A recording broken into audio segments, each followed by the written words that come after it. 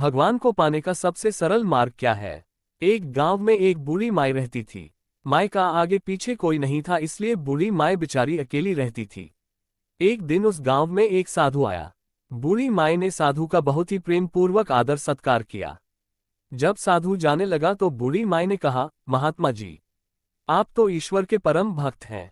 कृपा करके मुझे ऐसा आशीर्वाद दीजिए जिससे मेरा अकेलापन दूर हो जाए। अकेले रह रह करके उब चुकी हूँ।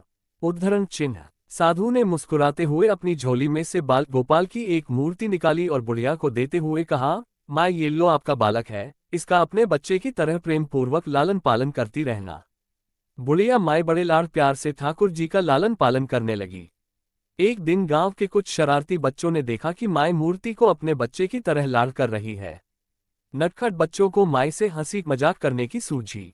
उन्होंने माई से कहा, अरे मैया सुन, आज गांव में जंगल से एक भेड़िया घुस आया है जो छोटे बच्चों को उठाकर ले जाता है और मारकर खा जाता है। तू अपने लाल का ख्याल रखना, कहीं भेड़िया इसे उठाकर ना ले जाए। बुढ़िया माई ने अपने बाल गोपाल को उसी समय कुटिया में विराजमान किया और स्वयं लाठी छड़ी लेकर दरवाजे पर पहरा लगाने के लिए बैठ गई। अपने लाल को भेड़िए से बचाने के लिए बुढ़िया माई भूखी प्यासी दरवाजे पर पहरा देती रही।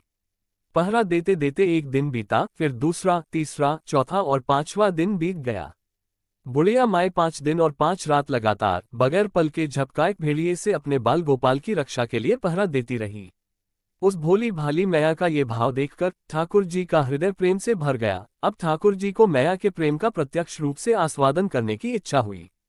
भगवान बहुत ही सुंदर रूप धारण कर वस्त्राभूषणों से सुसज्जित होकर माई के पास आए। ठाकुर जी के पांव की आहट पाकर माई अड़ गई कि कहीं दुष्ट भेड़िया तो नहीं आ गया मेरे लाल को उठाने। माई ने लाठी उठाए और भेड़िए को भगाने के लिए उठ खड़ी हुई। तब श्याम सुंदर ने कहा, मैं हूं, मैं तेरा वही बालक हूं जिसकी तुम रक्षा करती हो। माई ने कहा, क्या? चल हट, तेरे जैसे बहुत देखे हैं, तेरे जैसे सैकड़ों अपने लाल पर न्यौछावर कर दूं, अब ऐसे मत कहियो। चल भाग जा यहां से। ठाकुर जी मैया के इस भाव और एकनिष्ठता को देखकर बहुत ज्यादा प्रसन्न हो गए।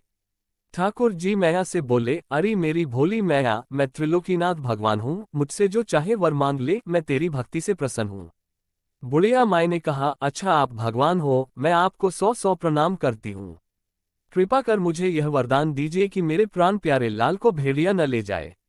अब ठाकुर जी और ज्यादा प्रसन्न होते हुए बोले, तो चल मैया, मैं तेरे लाल को और तुझे अपने निज धाम लिए चलता हूँ। वहां भेड़िए का कोई भय नहीं है। इस तरह प्रभु बुढ़िया माई को अपने निज धाम ले गए। सीख। इस कहानी से शिक्षा मिलती है कि हमें अपने अंदर बैठे ईश्वरीय अंश की काम, क्रोध, लोभ, मोह और अहंकार रूपी भेड़ियों से रक्षा करनी चाहिए। जब हम पूरी तरह से तन्मय होकर अपनी पवित्रता और शांति की रक्षा करते हैं तो एक न एक दिन ईश्वर हमें दर्शन जरूर देते हैं। भगवान को पाने का सबसे सरल मार्ग है, भगवान को प्रेम करो, निष्काम प्रेम, जैसे बुढ़िया माई ने किया।